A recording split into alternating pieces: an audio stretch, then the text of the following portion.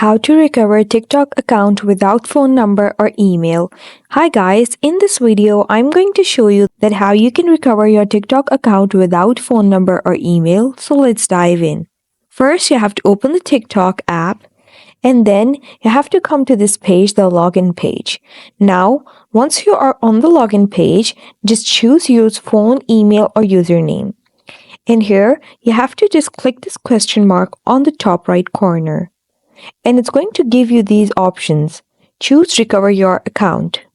And it's going to bring you to this page, and now you have to enter a username or email. Since you have forgotten your email, you can just enter your username over here. Once you have entered your username, click search. And now it's going to search for your account.